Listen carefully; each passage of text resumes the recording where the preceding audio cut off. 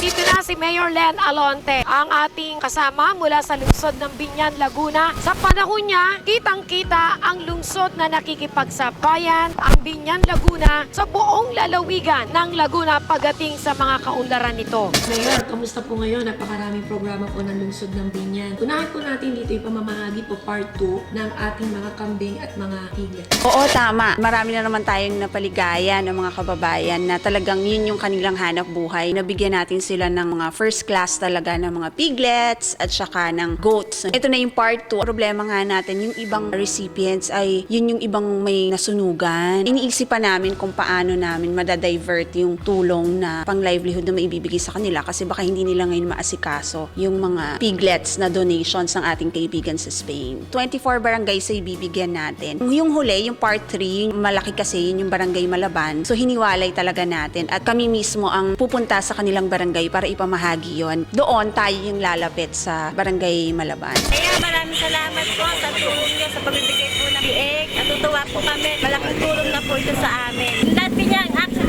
niya. Maraming salamat po kay Mayor Alonte. Bibigay ng baboy sa mga mundo. Salamat sa bigay na tulong ni Lelen Alonte sa pagbibigay sa amin ng baboy.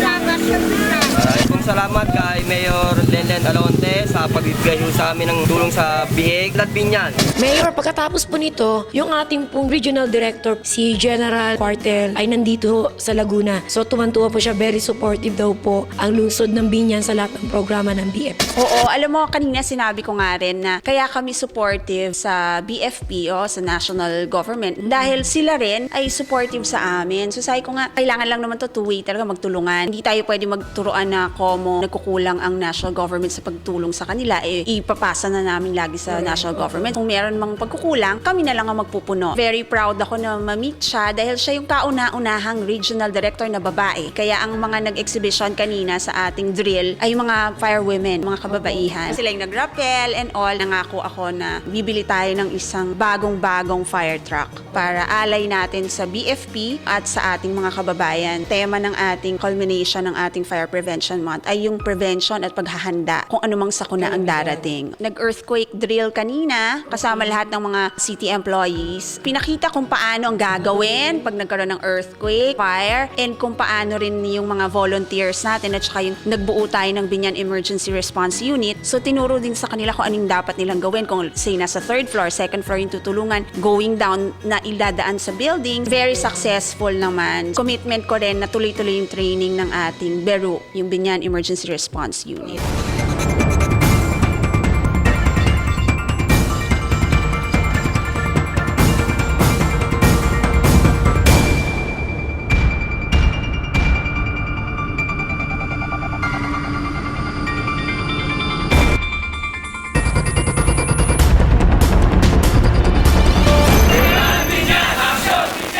Tawag natin doon is earthquake drill, rescue drill. Pinagpasalamat ko really is yung suporta ng local government unit. Hindi siya na-measure sa pera lang. Andun talaga siya. Yung tipo bang yung the nurturing side of Lady Mayor. Naghahands on natating. Ganun kaliit na detalye. Tinitingnan niya talaga. Mayor Alonte, malaking pasalamat ko talaga sa kanya mga binibigay na suporta sa amin sa Bureau of Fire Protection. Nasabi ko nga kanina yung fire truck namin dito sa Biñan na 2 units, dinagdagan niya ng isa. Nag-promise siya na bibili siya ng additional unit for Biñan. Unlad Biñan, action Biñan. Sa pamumuno ng ating puting mayor na Marlene Alonte Nagiyat, sa pakipagtulungan na rin ng inyong lingkod sa Bureau of Fire Protection ay upang ipakita ang kahandaan natin sa mga kalamidad o sa mga anumang eventualities na darating sa ating bayan. Sana tayo ay laging makapagtulungan sa mga proyekto ng ating pamahalaan, lalong-lalo na sa Bureau of Fire Protection, ang pagsugpo at pag-iwas sa mga mapansalang apoy. Para sa iyo, Mayor, Unlad Biñan, Action Biñan. Gusto ko lang muli makiusap sa ating mga kababayan na sana patuloy tayo maging responsable, maging kaisa tayo sa paghanda o sa pag-prevent ng mga anumang sakuna. Pinakamahalaga yung bayanihan kung tawagin. Hindi kaya ng pamahalaan na nag-iisa. Kailangan ho namin kayo. So magsama-sama po tayo para sa patuloy na pag-unlad ng ating lungsod. Unlad Biñan, Action Biñan.